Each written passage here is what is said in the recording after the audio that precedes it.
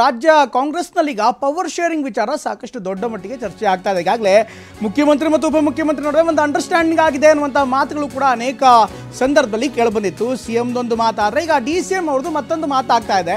ಇದೇ ವಿಚಾರಕ್ಕೆ ಸಂಬಂಧಪಟ್ಟಂತೆ ಈಗ ಕಾಂಗ್ರೆಸ್ನ ಹಿರಿಯ ನಾಯಕ ಪರಮೇಶ್ವರ್ ಅವರು ಕೂಡ ಮಾತನಾಡಿದ್ದಾರೆ. ಕೈ ನಾಯಕರಲ್ಲೇ ಇದೇ ವಿಚಾರವಾಗಿ ಈಗ ಗೊಂದಲ ಸೃಷ್ಟಿ ಆಗ್ತಾ ಇದೆ. ರಾಜ್ಯ ಕಾಂಗ್ರೆಸ್ನಲ್ಲಿ ಭುಗಿಲದಂಥ ಪವರ್ ಶೇರಿಂಗ್ ಫೈಟ್ ಇದಕ್ಕೆ ಸಂಬಂಧಪಟ್ಟಂತೆ ನೇರವಾಗಿ ಪರಮೇಶ್ವರ್ ಅವರು ಕೂಡ ಮಾತನಾಡಿದ್ದಾರೆ. ಅಧಿಕಾರ ಹಂಚಿಕೆ ಒಪ್ಪಂದ ಆಗಿರೋದು ಗೊತ್ತಿಲ್ಲ ನಮಗೆ, ಇದೇನು ಹೇಳ್ತಿದಾರೋ ನಮ್ಗೆ ಗೊತ್ತಿಲ್ಲ. ಅಧಿಕಾರ ಹಂಚಿಕೆ ಒಪ್ಪಂದ ಆಗಿರೋದು ಗೊತ್ತಿಲ್ಲ.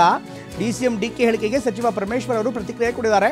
DCM DK ಅವರು ಯಾವ ಅರ್ಥದಲ್ಲಿ ಹೇಳಿದ್ದಾರೋ ನಮ್ಗೆ ಗೊತ್ತಿಲ್ಲ, ಒಪ್ಪಂದ ಆಗಿಲ್ಲ ಅಂತ CM ಈಗ ಸ್ಪಷ್ಟವಾಗಿ ಹೇಳಿದ್ದಾರೆ, ಸ್ಪಷ್ಟೀಕರಣ ನೀಡಿದ್ದಾರೆ.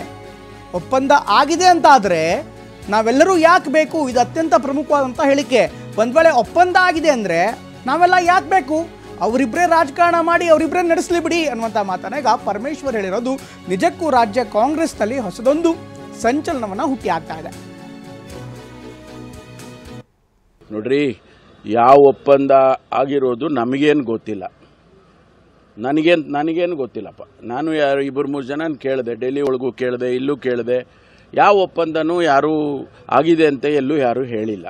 ಶಿವಕುಮಾರ್ ಅವರು ಏನೋ ಅರ್ಥದಲ್ಲಿ ಹೇಳಿದಾರೋ ಗೊತ್ತಿಲ್ಲ ನನಗೆ. ಅದಕ್ಕೆ ಸಿದ್ದರಾಮಯ್ಯನವರು ಮಾನ್ಯ ಮುಖ್ಯಮಂತ್ರಿಗಳು ಇಲ್ಲ ಅಂಥದ್ದೆಲ್ಲ ಒಪ್ಪಂದ ಏನು ಆಗಿಲ್ಲ ಅಂತ ಅವ್ರು ಹೇಳಿದ್ದಾರೆ. ಸ್ಪಷ್ಟವಾಗಿ ಸ್ಪಷ್ಟೀಕರಣ ಕೊಟ್ಟಿದ್ದಾರೆ. ಈಗ ಒಪ್ಪಂದ ಆಗಿದೆ ಅಂತಂದರೆ ಮತ್ತು ನಾವೆಲ್ಲ ಯಾಕಿರ್ಬೇಕು? ನಾವೆಲ್ಲ ಯಾಕಿರ್ಬೇಕ್ರಿ? ಅವರಿಬ್ಬರೇ ರಾಜಕಾರಣ ಮಾಡಿ ಅವರಿಬ್ಬರೇ ನಡೆಸ್ಬಿಡ್ಲಿ, ಬೇರೆಯವ್ರು ಯಾರು ಇರೋದೇ ಬೇಡವಾ? ಅದೆಲ್ಲ ಆ ರೀತಿ ಏನೂ ಆಗಲಿಕ್ಕೆ ಸಾಧ್ಯ ಇಲ್ಲ.